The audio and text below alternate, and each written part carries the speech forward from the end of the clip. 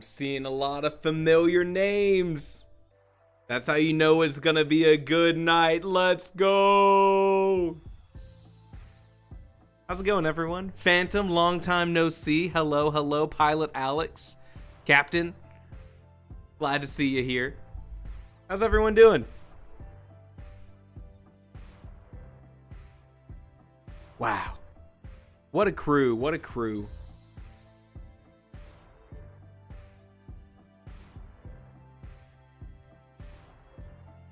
All right, so let's talk about the plan. Let's talk about the plan. Pilot Alex says first stream since Novella November.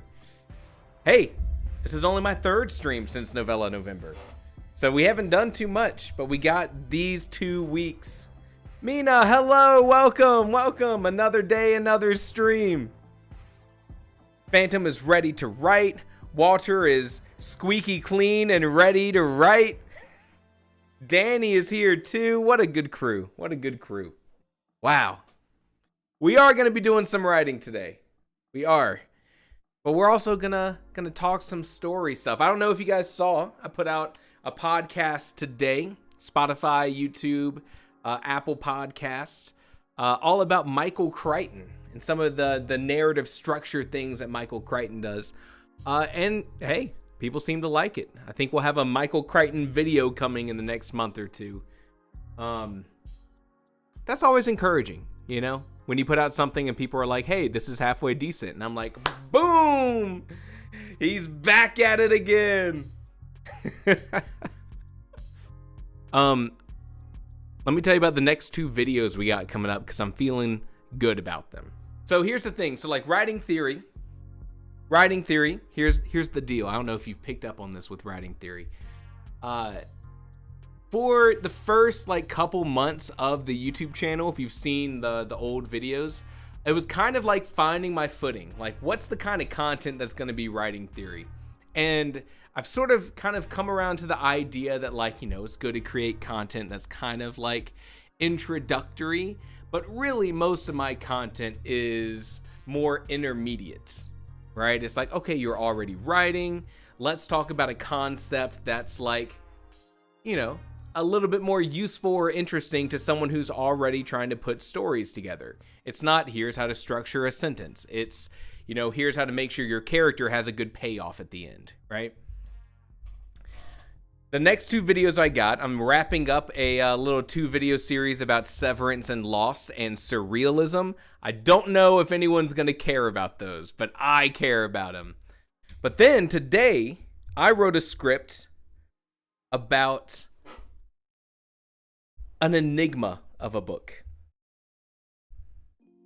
A book that defies all odds. Nothing else has really been created like it. And that book is The Bad Beginning by Lemony Snicket, Series of Unfortunate Events. I picked up that entire series of books like 6 months ago because I was like, you know, these books do atmosphere better than any other book I've ever read. Every sentence sort of reaffirms the idea that everything's dark and dreary. And I finally got around to writing that script. And it's something that I'm interested in doing some sort of experiment with. Maybe it's going to be a short story kind of thing in the near future. I'd like to do a little bit more experimental writing in a couple different styles. But those books are just dripping with atmosphere. They are, like what Danny says, they are such a vibe. You can get the entire series for $60 US, which is 13 books, which is kind of astounding to me. Kind of astounding. All right, here's what we're starting with today. Before we get into writing, which I promise you we will be doing some writing, I'm going to be making some good progress on my book today. But before we do that, oh man, they didn't think it could be done. We're going through a couple daily games because these are always just so great. Feel free to follow along if you would like. What's your go-to Wordle word?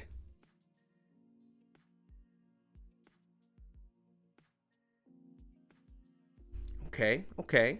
Pretty good first get. Pretty good first get.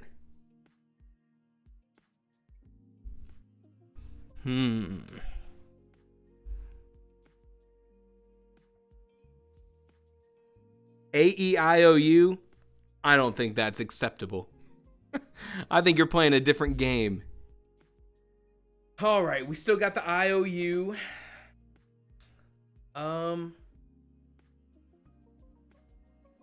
Let's try like a chart. Okay, okay, okay. You got, look, there's something mentally different about playing one of these games when people are watching. One of you guys go live, we'll do it. Okay, we still got the IOU. There's got to be another vowel somewhere. What about chart? I was really, oh, of course it couldn't be chart. I already used the H.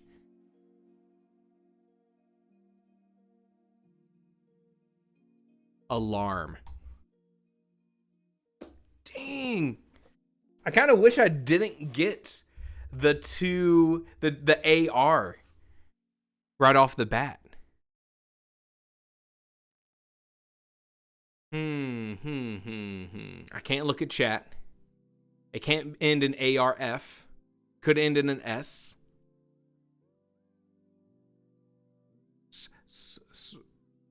Is that a good listening experience if I'm just hissing into the microphone for 5 minutes? What about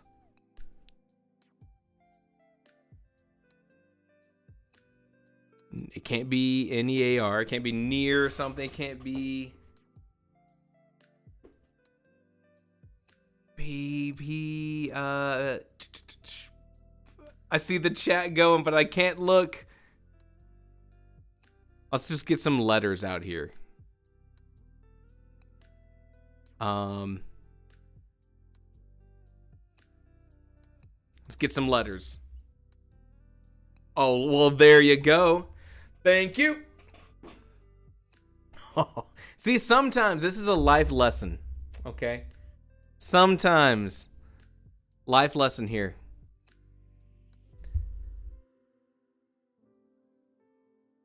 Sometimes you have to choose to go off track in order to find your way home.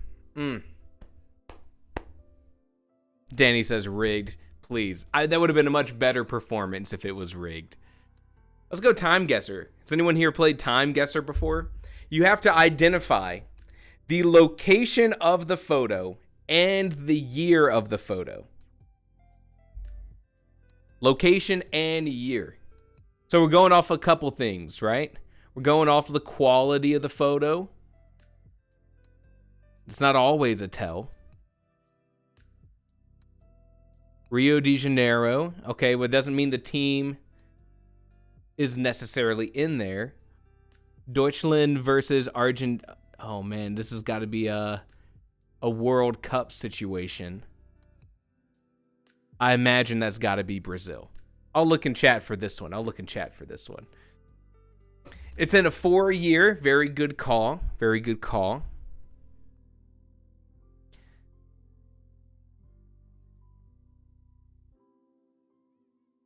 I'm assuming I see 2014. We can go ahead and mark the year, 2014. Rio de Janeiro, I think it's answered for us. Where's Rio de Janeiro? This is, if we get this one, be a great start.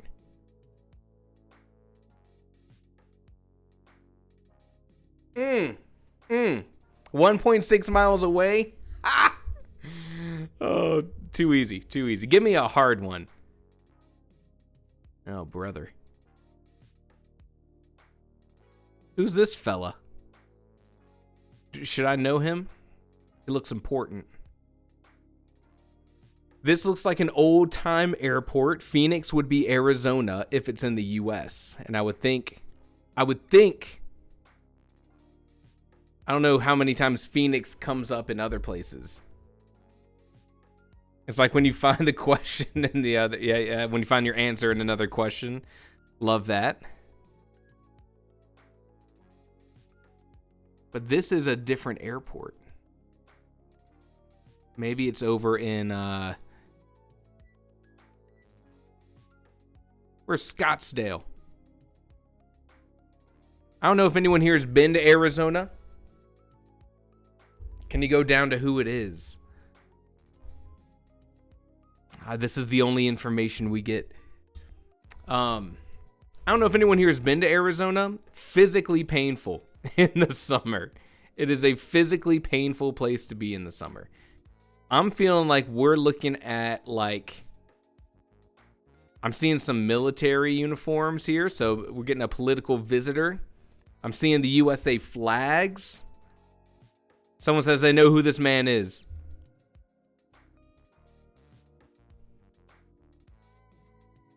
Is this airport even still here? Because I don't think it's this one.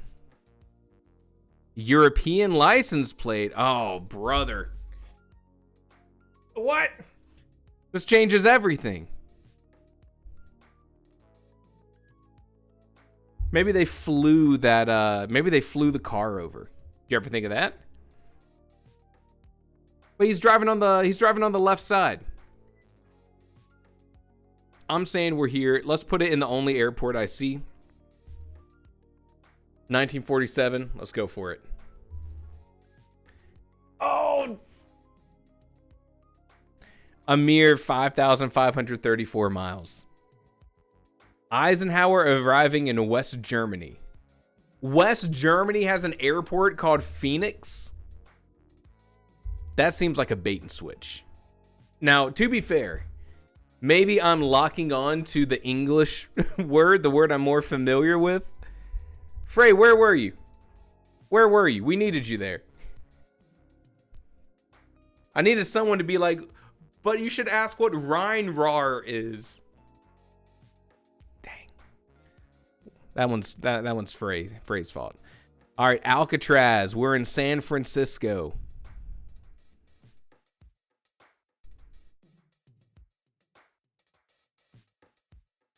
Alcatraz Island. Name a better location for a story. Treasure Island. Dude, they got everything over there. Listen to my bestie yap about characters we created. Pilot Alex, I like the way you think. But where exactly is Alcatraz? Because I don't think it's... Is it in a bay or is it in an ocean?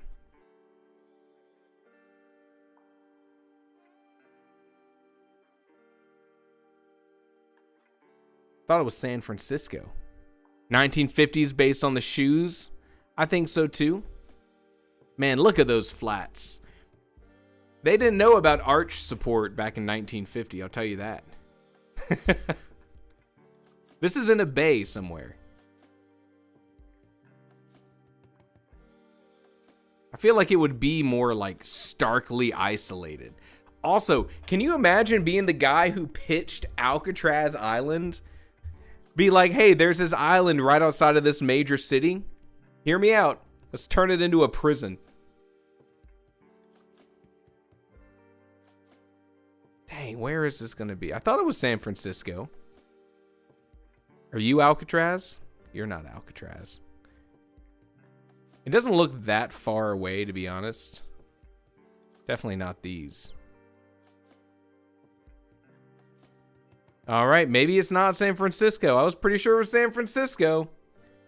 I'm not seeing no Alcatraz, and it should be pretty easy to see on there, unless they renamed it to Treasure Island, which would be, awkward, which would be a bad move. So this is people watching from what I would have to imagine would be, are they on a pier? It looks like they're right on the ocean. I'm gonna say they're on Pier 45, right at the tip. We said 1956. I had it on 1962. That was 372. Why would they go miles? Why would they say miles when you're really far away and only meters when you're up close? Pick a lane. Oh, okay. We got a toll. This one looks very old. We got some Model Ts. Is this the first toll? Man, they couldn't even give these guys shade. Are you kidding me? This better not be in like the heat, you know? At least give those fellas a oh, hey, is that like a Golden Gate Bridge? Is this California themed? When were they driving Model Ts? I mean, not whatever these things are. Maybe they're not Model Ts.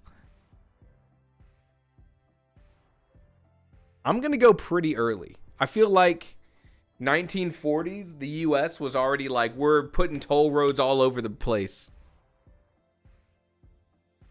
This is the first toll. We got 1900s, Model T, late teens. I like that thought logic.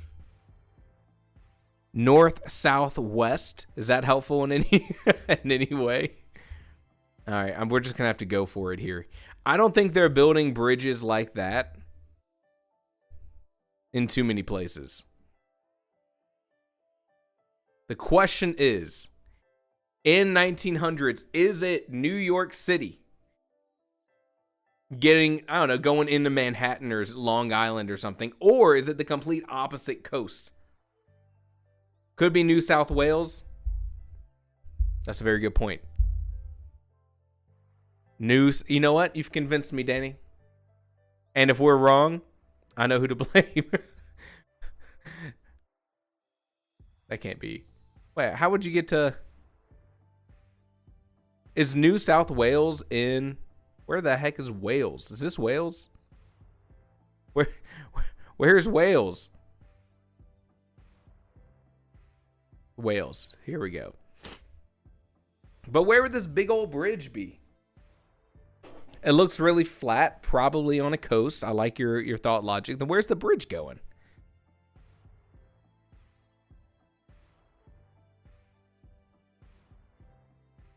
All right. Okay. You know what? Let's take a shot. Let's take a shot here. Let's pick one of these two. We'll split the difference. Let's go early 1920. Danny. Dang it, Danny! It was Australia! Paying to cross the Sydney Harbour Bridge the day after it opened. The toll remained in place for 91 years until it was removed for southbound, only for southbound traffic. That's kind of messed up. 1932. To be fair, that is New South Wales. All right, we could be doing better. New South Wales is in Australia. Yeah, we all knew that. We all equally knew that. What is happening here? Oh man. This has like a 2000s vibe. I feel like this is like 2000 people were like, we got digital cameras. We're going to get real freaky with it. Real freaky. This has like maybe like a northern India. But I don't know much about major locations in India. I only know New Delhi, Mumbai. Yep, that's it. Covered all the bases. From the movie, it does have the movie Rio kind of like ultra contrast colors. I thought for a second that was a Dunkin' Donuts. Sad. Okay, hey. All right, so this guy's got a nice looking camera. Is that what iPhone is that? Someone, let's get someone on that. What phones are we seeing here? Maybe this is like a Tibet. That would make sense too. Bangladesh.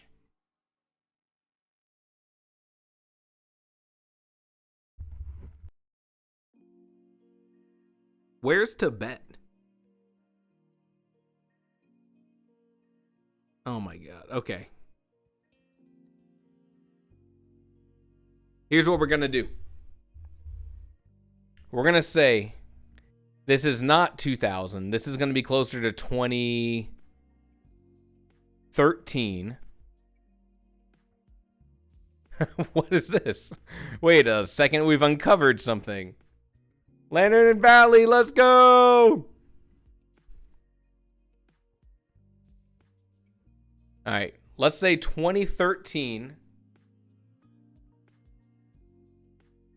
Do we see mountains? Oh, dude, hella mountains. Hella mountains. We're going to say up here in Nepal.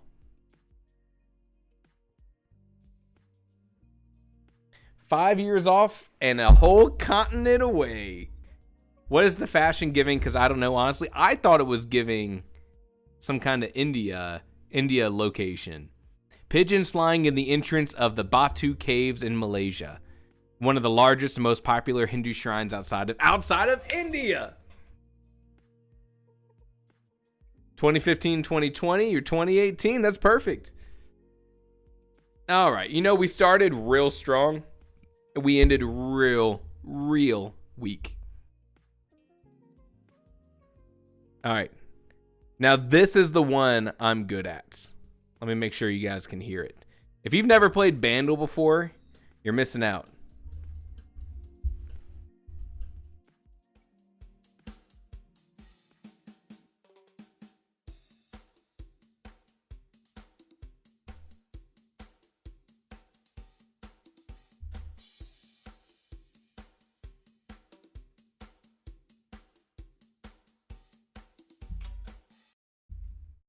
All right, let me tell you what we're supposed to be doing. We got to name the song. It was released in 1979. It has 400 million views on YouTube, and most people are going to get it in 2 guesses, meaning the first guess, you only have the drums. The second guess, you have bass, synth, strings. All right, let's hear this again.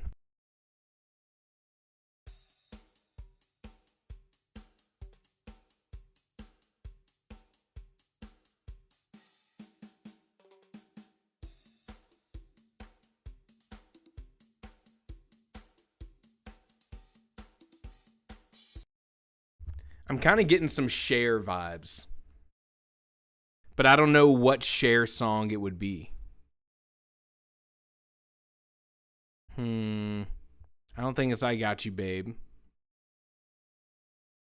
I don't have a good guess. 1979. Oh, man. Hold on.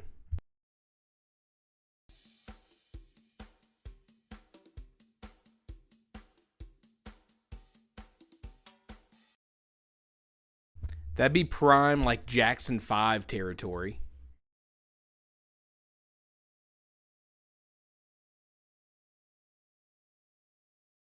I don't really know if it would... You know, I'm skipping. Going to the next one. Let's get some more. Let's get some more stuff.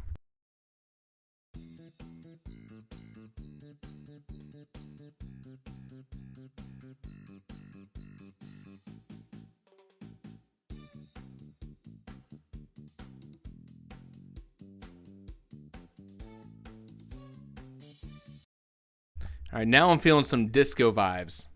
I don't know much disco. Any guesses? You guys got any guesses? I thought this would be like Sly and the Family Stones. I don't think that's it. I don't think that's what they're called. Funky Townish, Earth, Wind, and Fire. Great guesses. Great guesses. I'm down to go with some Earth, Wind, and Fire. It's not September. I don't really know these other songs. I'll shoot for Boogie Wonderland. What?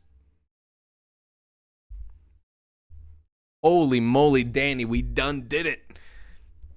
We done did it. You know what? That song, aptly named. Aptly named. It felt like a Boogie Wonderland. Is that the song? I don't think it's this song. What song goes, blame it on the boogie? It's probably called Blame It on the Boogie. All right, last one before we get to writing. Have I redeemed myself? To be determined, Danny. To be determined. Reaction to an awful pun. Groan. Next. Puts on TV. Total legend. Informally. Unsure. BLT condiment. That's got to be the mayo. All over again. We'll come back to it. Practical joke. A gag. Halloween costume that often includes. That's Mario. Best Picture winner at 2025. Oh God, I don't care.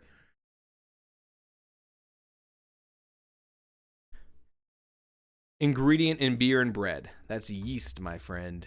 Have in one's possession. Own. Number 5 down. All over again. Anew.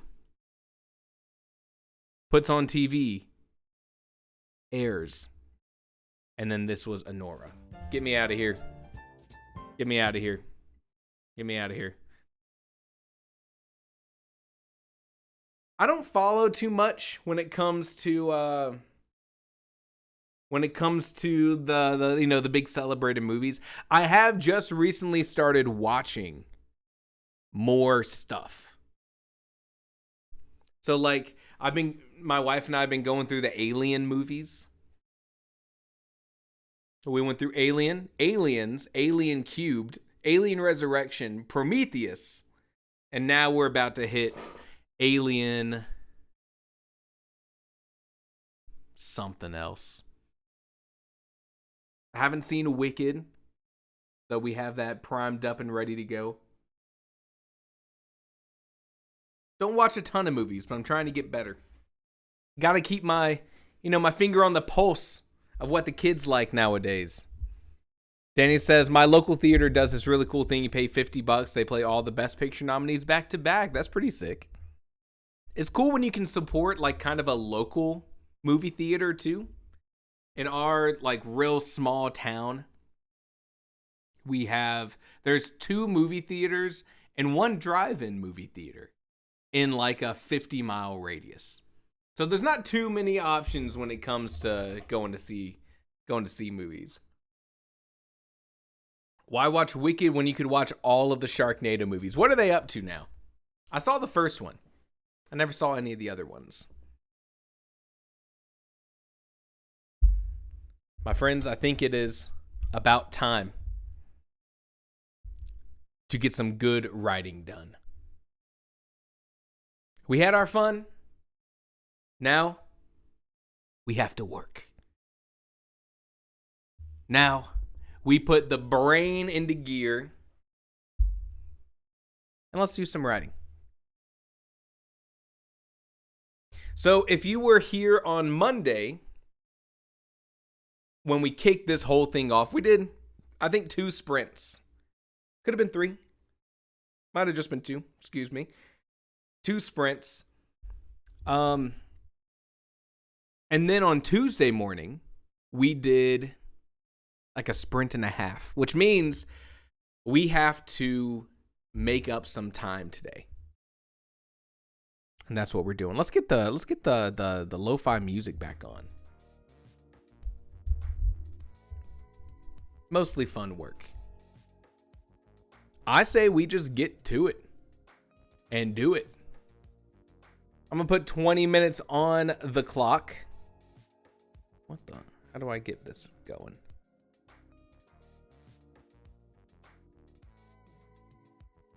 Oh my God, now I gotta get this whole guy fixed up again. Where are we at? Let me get this timer going. Oh my God, I did the word count again. My poor word count.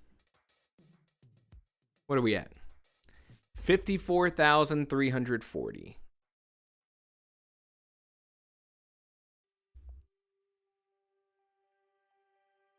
Frey says, at some point there was a shark in a shark in a shark in a tornado. At some point At some point, have they gone too far? Even for those movies? I think we all know the answer. The answer is no. Let's do some writing. I am going to turn a fan on because it's getting warm in here. And then we're going to write.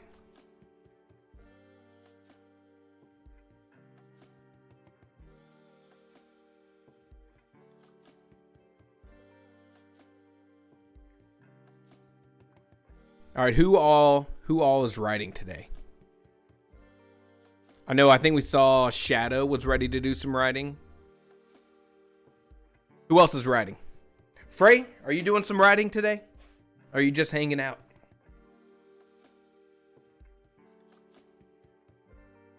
Pilot Alex, are you going to be writing with us today?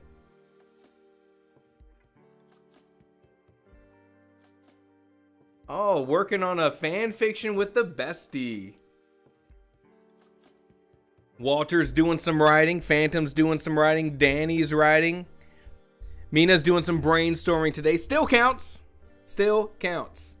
Love it. All right. 20 minutes on the clock. Music's going up. Microphone's going down. You know how it goes. See you guys in 20.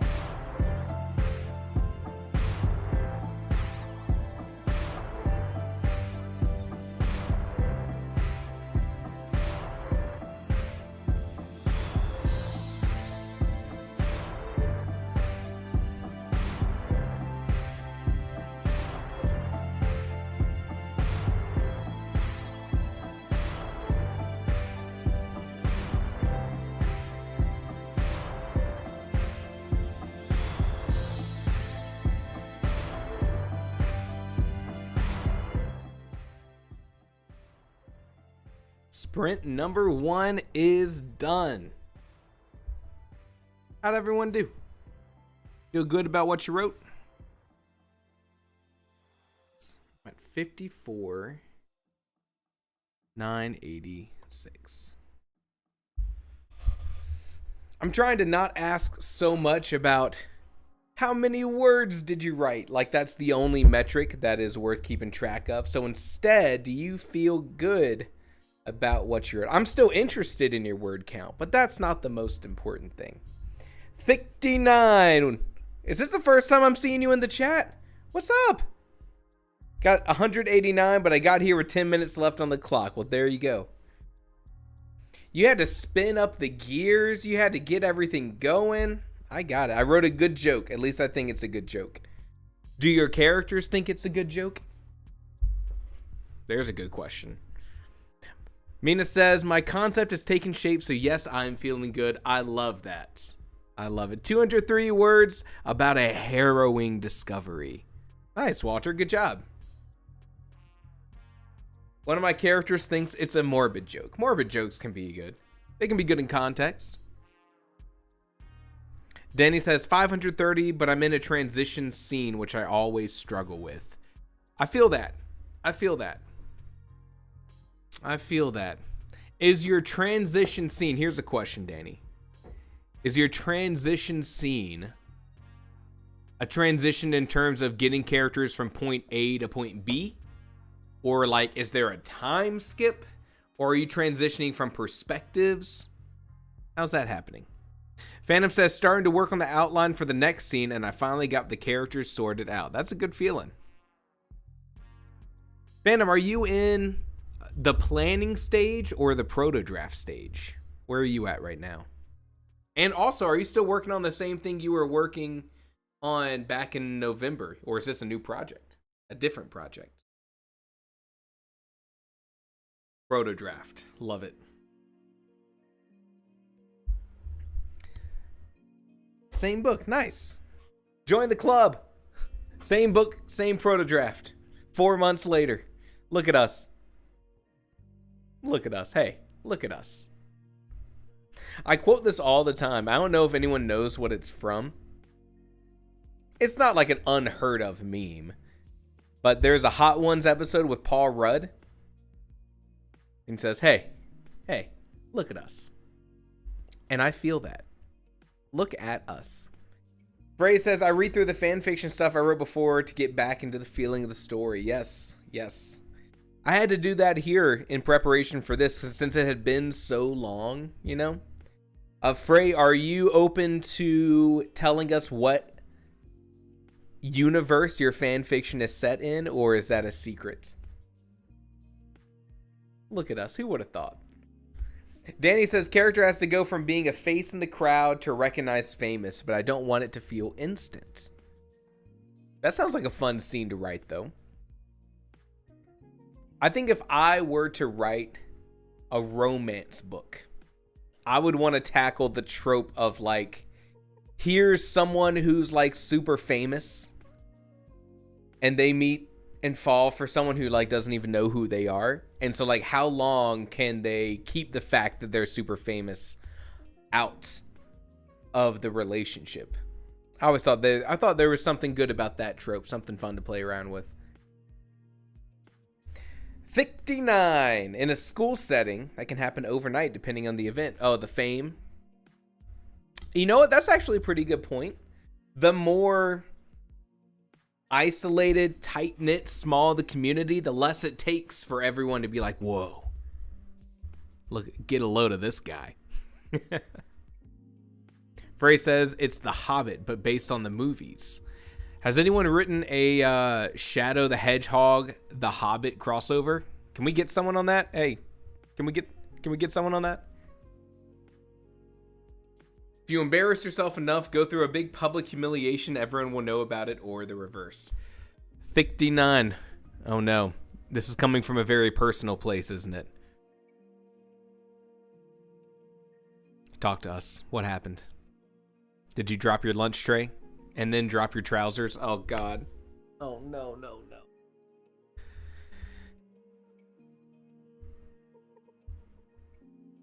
I'm trying to think, was there ever an embarrassing thing that happened to me? In my middle school, some kid got pantsed in front of... Frey, are they pantsing people in Germany? Is pantsing worldwide? Is Mr. Worldwide out there pantsing people? Let's get someone on that. Hey, let's get someone on there.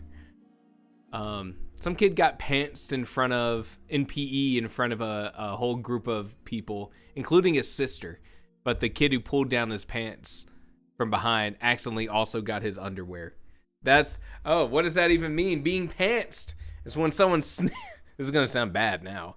It's when someone sneaks up behind you, grabs your shorts, and yanks them down. Yep.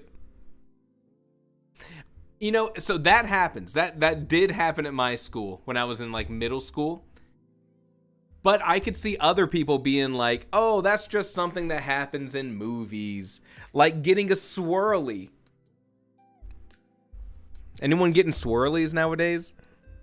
59 says, I had an English teacher point out that I couldn't pronounce apostrophe and made it into a meme with other students, but that's about it. Oh, that's kind of sucks. That's when I started mispronouncing the word on purpose to annoy him. Yes, take back the power. I like it. Frey says, yeah, being pantsed happened to some girls in elementary school. Got me scared for my life. Danny, do people get swirlies at your... So here's the thing. I had kind of a more unique, like, high school experience, which is where I think the swirly threat is at its highest. I never saw anyone get a swirly. That was maybe a previous generation. We only saw it in movies as, like, caricatures of bullies were swirling other people. For those who don't know, a swirly, this is some great American culture stuff, it's got to be international. The swirly is when you pick up, typically a senior picking up a lower classman, someone small, flipping them completely over. That's what they do in the movies, at least. And then flushing the toilet and dunking the head so your hair gets swirled. I didn't think that was a real thing. That seems too much of a movie thing. But Danny's saying swirlies happened. Swirlies or the ketchup packets under the toilet seat. When you sat down, they explode. That happened in my middle school too.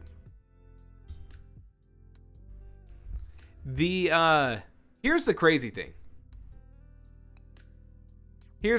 Evil Genius, hello. In my high school, I told you I had kind of a more unique high school experience. They opened a brand new high school, like really close to where I grew up. So I was like in that district. They opened a brand new high school my freshman year. So that's 9th grade. That's the first year you would go to attend high school. Meaning everyone who went to this school was like this was like the first people to go attend this class. And because the school didn't want to take all the people who were just about to graduate from the schools that they had gone to for 3 years, and then like take all the seniors out of those schools and put them in a new one, they said, okay, you know what, this very first year when Carson's a freshman, being, you know, the lowest, you know, bottom of the food chain, we're not going to have any seniors in the school. And so it was really weird. Here's like 300 freshmen, 300 people that were in my grade. Here's like 200 people who are one grade above, and then like 30 juniors, which is 1 year before you graduate. Evil Genius saying, yeah, my high school sometime around 2010-ish, they threw him in a trunk and drove him back to school for it. Whoa! A kidnapping charge on top of it? That's crazy. So Carson, I found a fan fiction where Sonic, Shadow, and Tails are transported to Middle Earth to help defeat Smog. My God. No one has any original ideas anymore. Literally everything has been done. That's insane. Respect. High school 2009 for the swirly era. My art teacher told us, and he has big trouble. I would imagine so. You see, the movies don't showcase the fact that, like, if someone puts me in the trunk of a car, drives me back to my school, and gives me a swirly, I'm calling the freaking cops, dude. I am calling the cops. Movies don't show the legal fallout that happens afterwards. Movies aren't realistic. You heard it here first. I don't know who Silver is. My Sonic the Hedgehog lore is quite light. Is that the right word? While we do some writing next, I'll think on all the questions I need to gather for learning about Sonic the Hedgehog. I'm gonna guess Silver is a hedgehog. Bray says he is a sexy hedgehog. Aren't they all? Just kidding. That's on the internet forever. Let's do some writing. How about that? How about another 20 minutes? Okay. Music's going up, microphone's going down. Let's do some writing.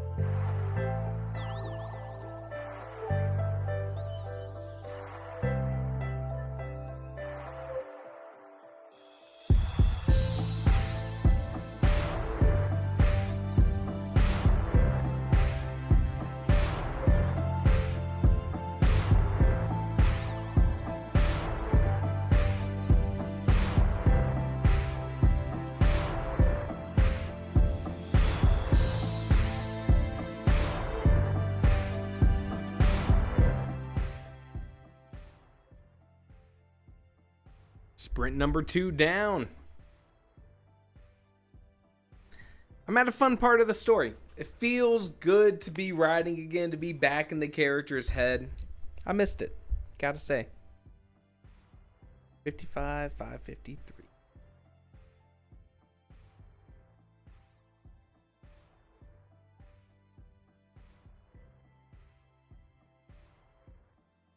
Whoa. How'd everyone do? How you feel about what you got? Anyone hitting any brick walls yet?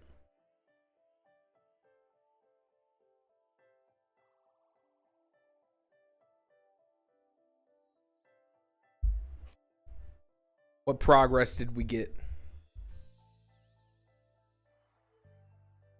So far, I'm at 1,200 words, and I feel good about them. I'm at a fun part of the story. Momentum's building. It's a mystery, so I can start, like, unraveling the clues.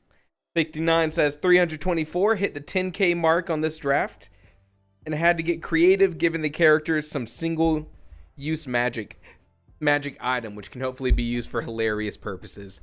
Always be thinking of those hilarious purposes. Walter says, characters, now I busy myself with 275 words for a good batch of dialogue. Nice. And Mina, got some good progress. Love it. Danny, 554, going off of some of what Thixty said. It's so hard to pronounce. Thixty. Of what Thixty said, I added some drama, which has made it way more fun. Shout out. Shout out 69. Mina said, I'm feeling good about my concept. Nice, Mina. That's a good feeling. Glad to hear it. I'm at the latter half of my story, which is like, you know, this mystery, which means in the first half of the manuscript, I've laid all of these little clues out.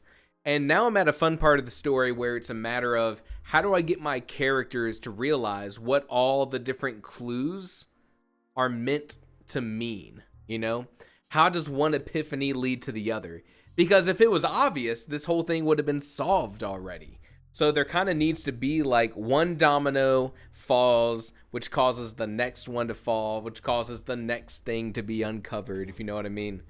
And it's kind of fun. Kind of fun. Also, I just like my characters, which is also a good feeling. Someone asked in the Discord, and who knows when it was. It may have been months ago. It may have been last week. Time moves weirdly now. And they said, do you ever hate your characters? Or is it okay to hate your characters? What do you think? Do you think that as an author, and this is specifically you writing them, right? Not like you reading them. As an author, do you think that you're supposed to hate some of your characters? Because I'm thinking of like the most despicable characters I can think of, which I think of the ones that I've read, it would be like Joffrey and some of the George R.R. Martin Game of Thrones kind of villains. And if I'm thinking about writing those characters, what I'm thinking about is like, yes, they are despicable.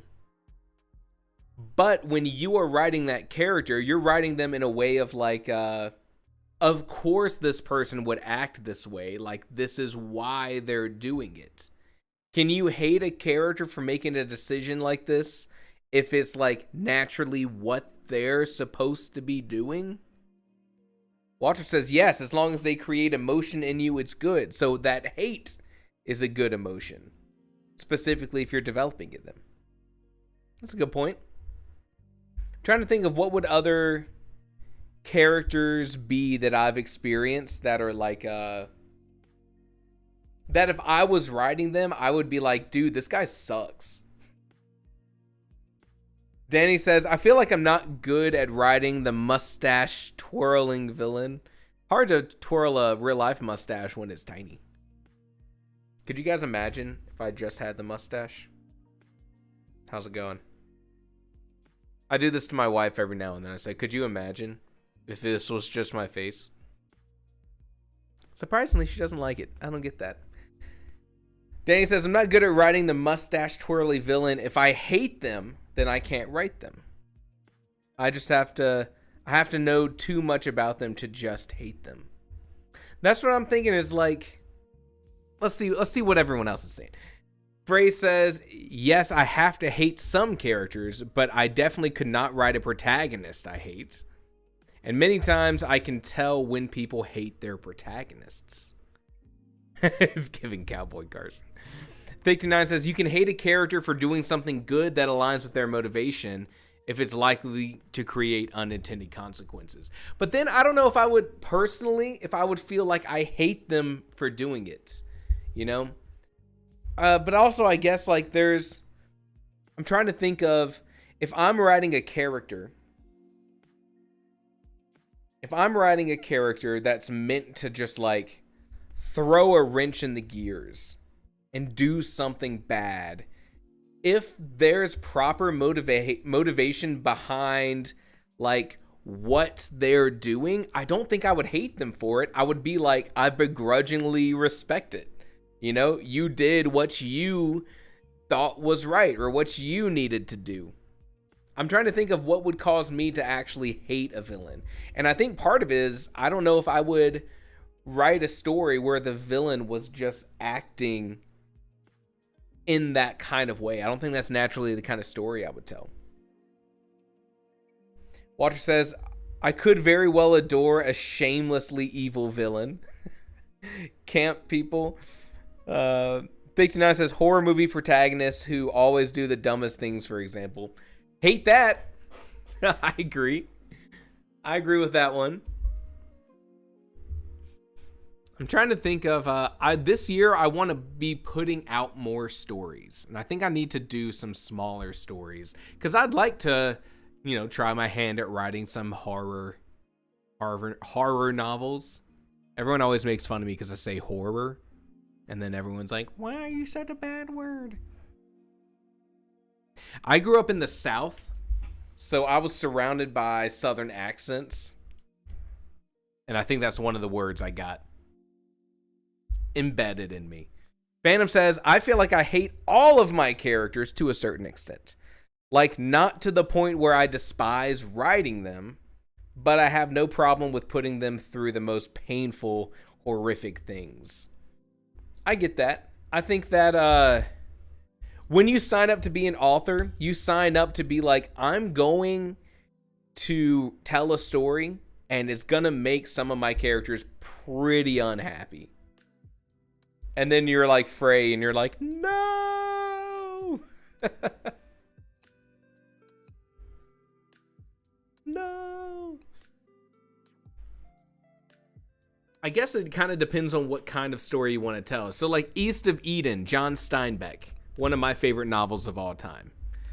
If you wanted a story that was very character driven, East of Eden's a great one.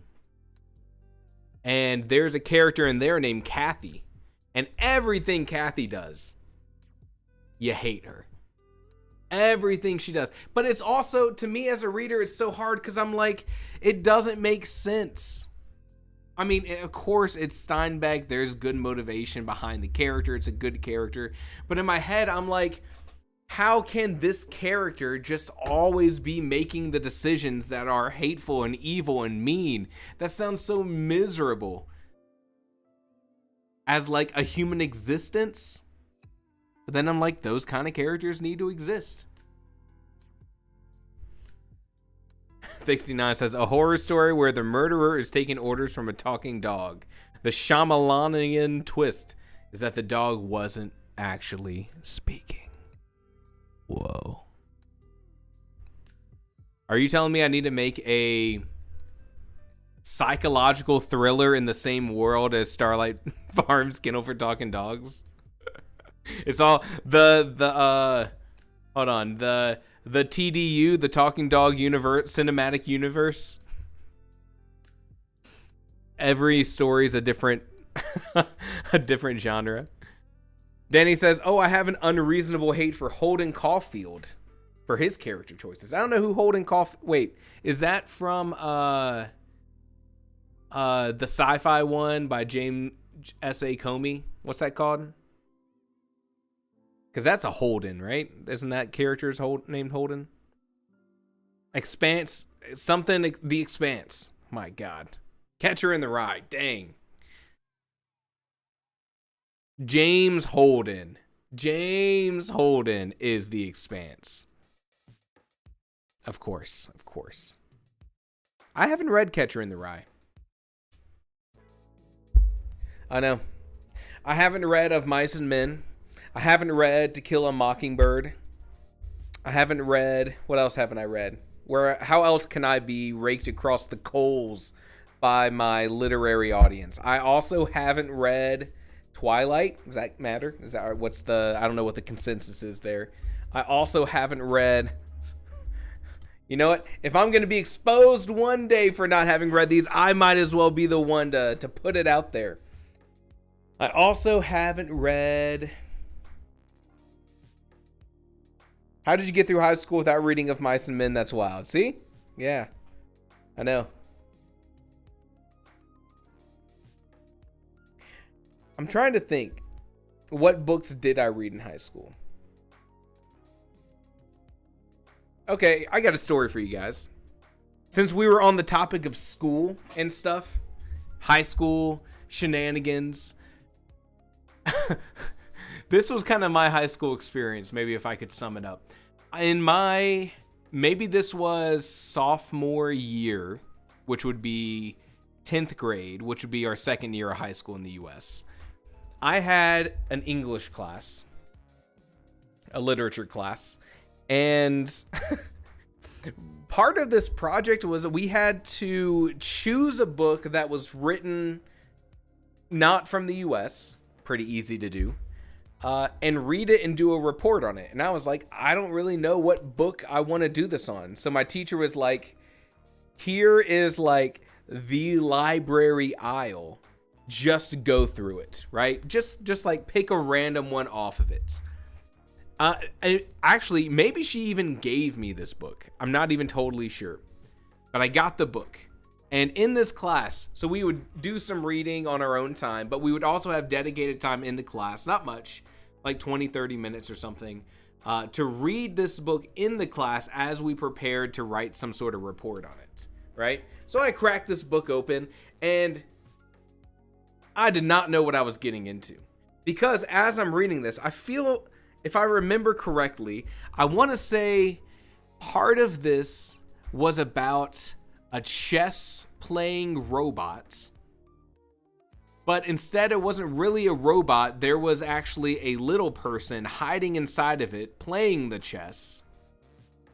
And then also, and if you can figure out the book title from this, I will be astounded. But also, the book followed the shenanigans of the con man who was touting the magic of this chess playing robots and his little person friend. And I was reading this book in class, and it ended up being, I was reading like an orgy scene, and I was like, what is happening? And so I put the book down because I was trying to wrap my brain around what I was reading and what I was going to have to present in front of this class. And then the teacher calls me up to the desk, and I was like, hey, what is it? And she was like, why aren't you reading your book? And I was like, how do I explain this? There's a crazy scene happening right now. I think this is roughly what I said. I don't really know what to do about it. And then she was like, if you waste your time in this class and are not reading the book that you're supposed to read, you're gonna fail the assignment. And I was like, okay, I'll go back to reading my book. And that's all I remember. So if someone could find that book for me, I'd appreciate it. I feel like it is a famous book in some way. Definitely not as famous as Catcher in the Rye or Of Mice and Men, but I think it was like a fairly famous book. And I feel like it had something to do with chess.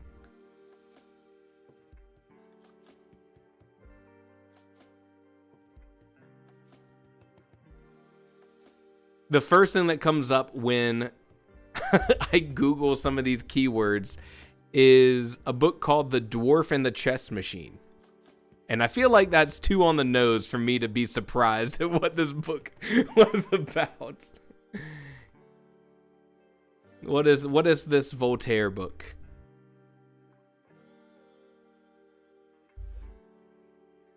What are you about? I feel like it was definitely a fiction book. Is this Voltaire one a fiction book?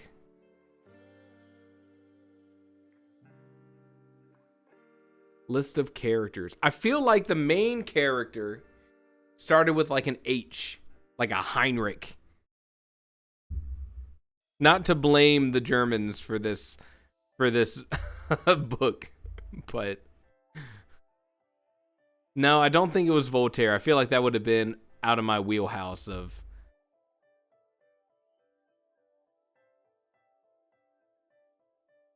Sorry, Frey. Okay, it's called The Chess Machine. It's got 7 likes on Goodreads. How did this book end up? How did this book end up in my hands? Yes, this is it. Baron Wolfgang von Kepplin. I remember this now.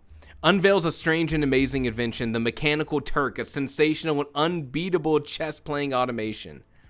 But what the Habsburg court hails as the greatest innovation of the century is really nothing more than a brilliant illusion. The chess machine is secretly operated from the inside by the Italian dwarf Tibor, a God-fearing social outcast whose chess-playing abilities and diminutive size makes him a perfect accomplice for this grand hoax. Von Kepplin and his helpers tore his remarkable invention all around Europe to amaze and entertain the public.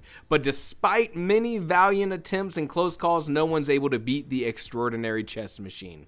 The crowds all across Europe adore the Turk, and the success of Baron von Kepplin seems assured. But when a beautiful and seductive Countess dies under mysterious circumstances in the presence of the automation, the Mechanical Turk falls under a cloud of suspicion. Over here, it looks like it was released as The Secrets of the Chess Machine. Hey, Frey.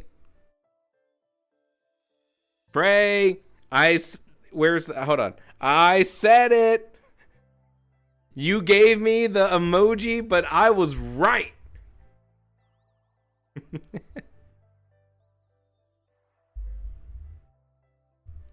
Danny says, I didn't know what it is about high school English classes and having you read novels with adult scenes. I had at least 5 graphic scenes in 5 novels. Apparently it's based on the real story of the Mechanical Turk. There you go. Mystery solved. What's the reviews? A book about a dwarf who hid inside a mechanical chess machine to make it look like it would play chess autonomously. Different and exhilarating. Wow.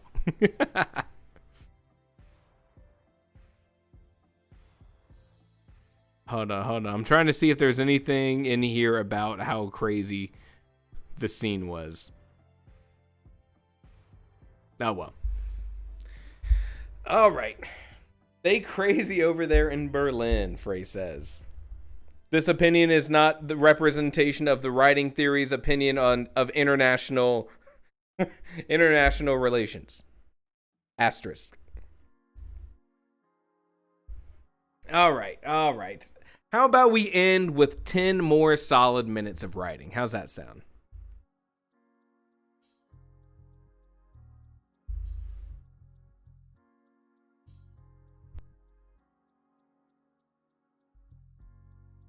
They crazy over there. Oh, it's so funny. All right. Berlin people know they crazy. Bring it on, Walter says. Holy moly. Walter is looking for a fight. All right, let's do it. Let's do a solid 10 more minutes in the stream with a good writing session. I'll see you on the other side. Music's getting turned up.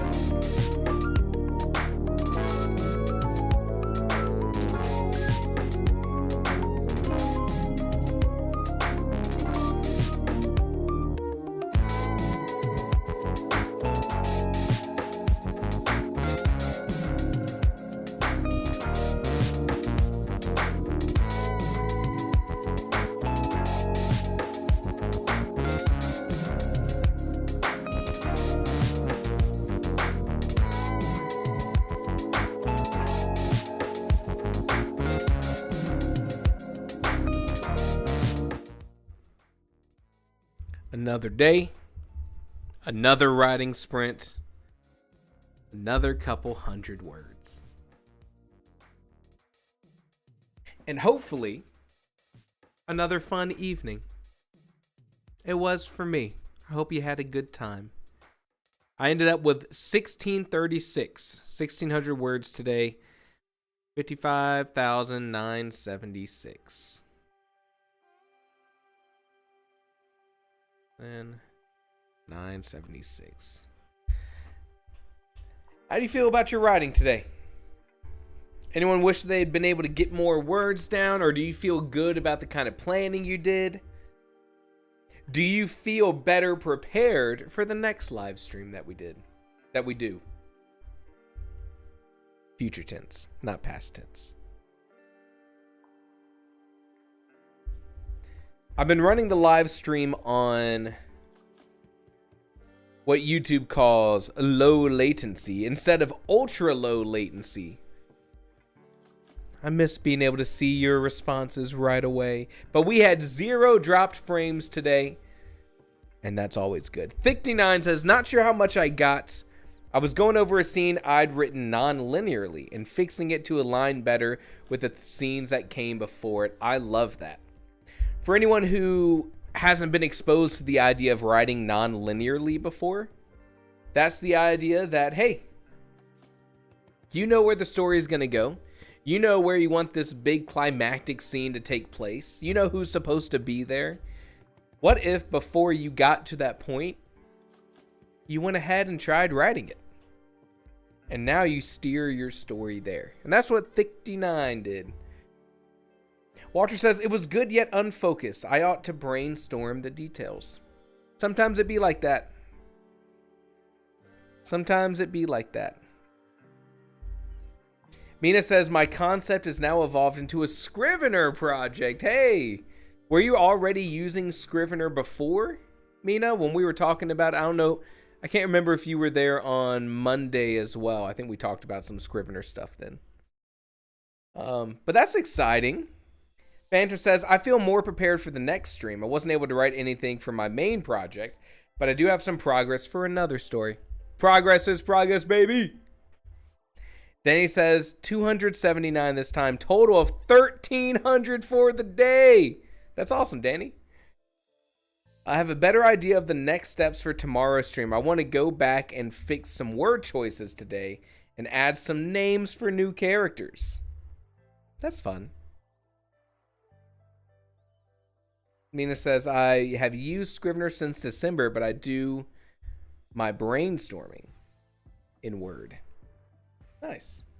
Yeah, I mean, sometimes it's nicer just to have one page of stuff to worry about as opposed to Scrivener's big old file system. Well, I had a great time with you all. With y'all. There's a little Southern for you. Had a great time with y'all. And tomorrow we'll be doing the morning time slots for all of our friends over in the EU. If it looks like just about everyone who's attending those Tuesday, Thursday live streams are also in this evening live stream, maybe we'll shuffle some hours around. But hopefully it'll be helpful. I know we have Blazako in our Tuesday, Thursday live streams, and it's always a pleasure to have them there too. All right. That's all I got for you. Good job writing, everyone. I think I'll see some of you all tomorrow. And if I do, I'm sure we're going to have a great time. Have a great rest of the night, everyone. Enjoy it. Take care. Let's do some more writing tomorrow. Goodbye, everyone. Hearts all around. Goodbye.